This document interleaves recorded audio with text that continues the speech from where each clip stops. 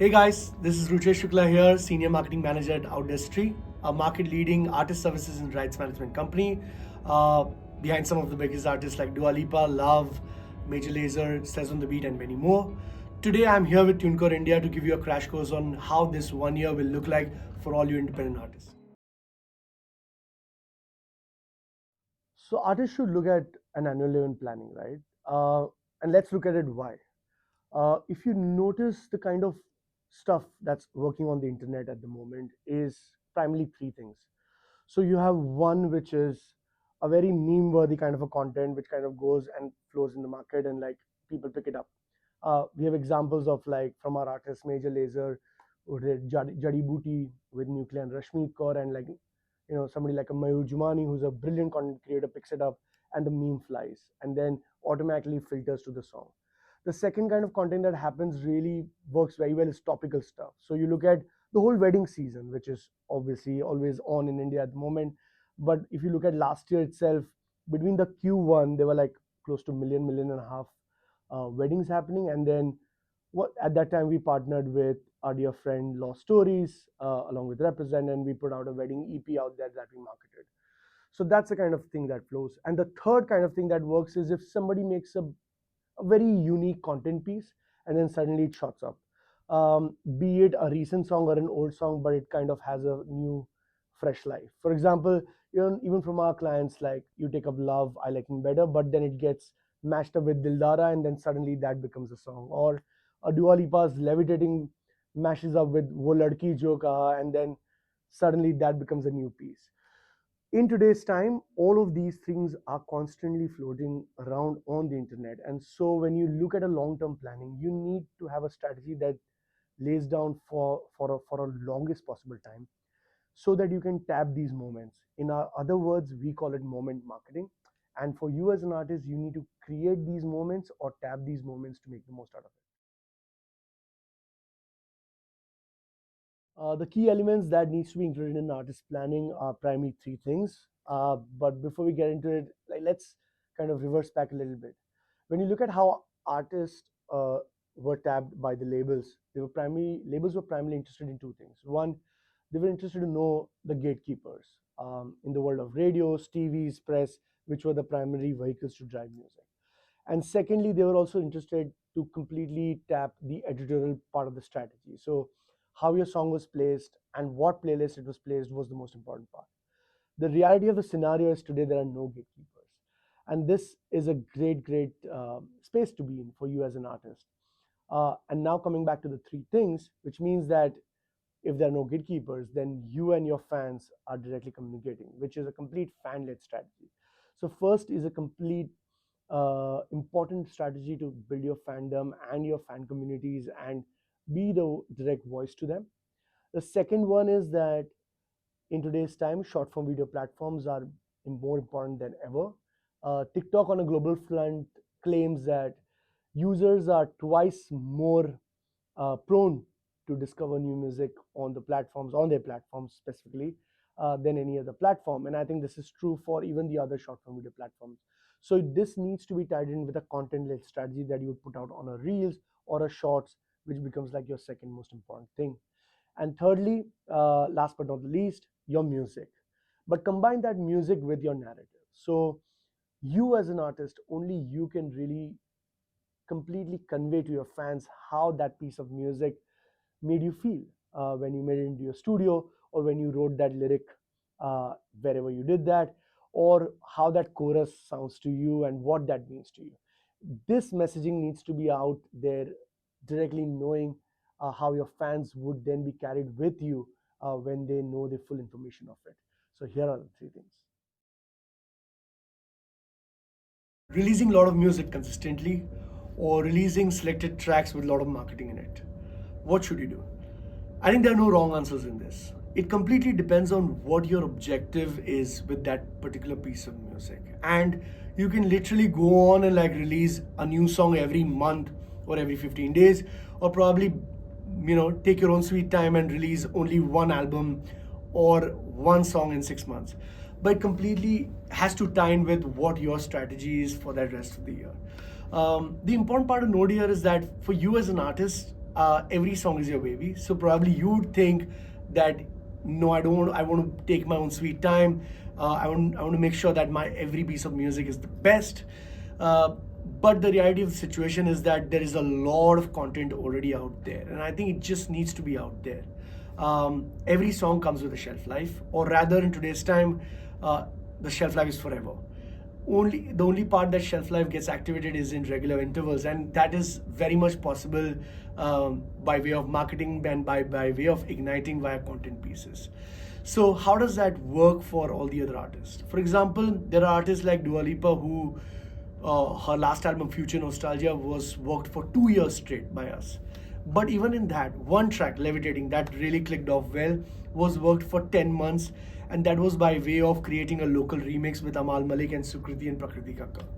On the other hand, you had Major Laser's fourth studio album, Music is the Mission, and one track, Hindi track, to go in that album with Jadi Booty featuring Rashmeet Kaur and with Nuclear. That was work for 6 months. So it need not be that the whole project is active for that time, but you're looking to create those kind of moments where you see what is that song that kind of works in the market. Now, this situation is separate for producers, for example. Producers can have one song at a time with various labels, with various projects, with various artists, so they can go on and on at regular intervals of time. But for you as an artist, it just needs to tie in with your artist strategy. How far in advance should you start planning release? If you ask the marketers, they'll say the answer is yesterday. But no, jokes apart, I think it's better to do it at the earliest. The reason for that is you can really build a whole case out of it and start pushing it with the right kind of messaging to your audiences and to the partners and to the platforms. And so, one good tip and one good thing to really keep in mind is lay out a social calendar and lay out a release calendar for you for the rest of the year, which kind of lays down a planning for you the months that you want to come in with new music or the months that you want to come in with content pieces or both. And I think this will really be a great slate for you to present it to the partners and to the stakeholders. A recommended duration for a release campaign, that's a good one. So you need to keep three things in mind.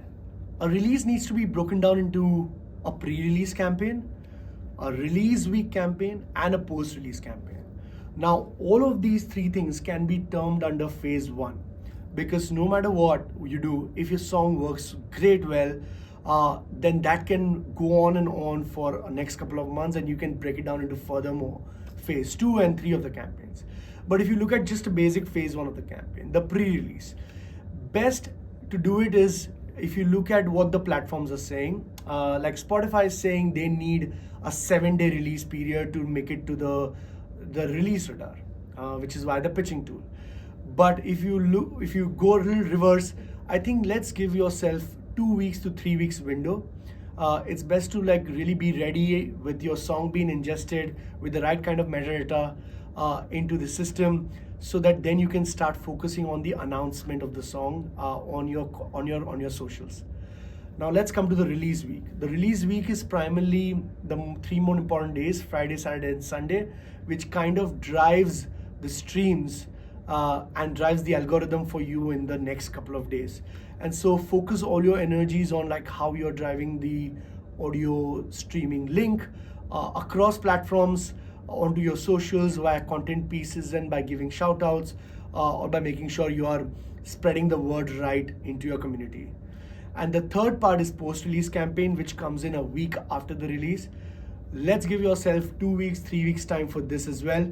This can be broken down into whether you want to run ads, see and experiment whether you want to run ads on a content piece that you have created as a reel or as a post. See how people are reacting to it. What is the age group that you're tapping? What is the interest levels that you're tapping in it? And if you see that there is a certain interest there, you can go in further more after the 3 weeks as well. But that will decide the phase one of the campaign. How do you know whether you're on the right track once you start executing? So data is at the back of everything.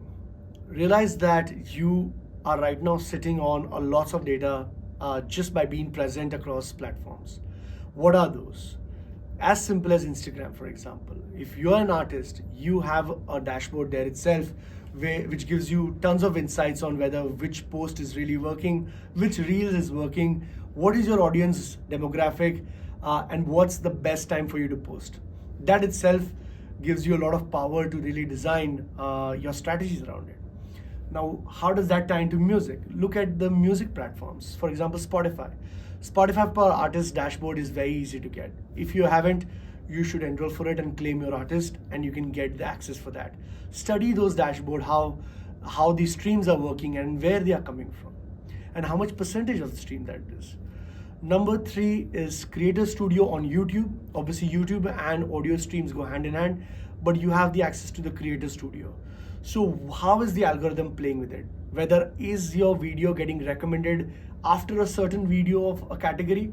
Then try and see what is that category. Maybe there's a link there for you to link up a food with your music or a fashion with your music, and that can be an interesting angle.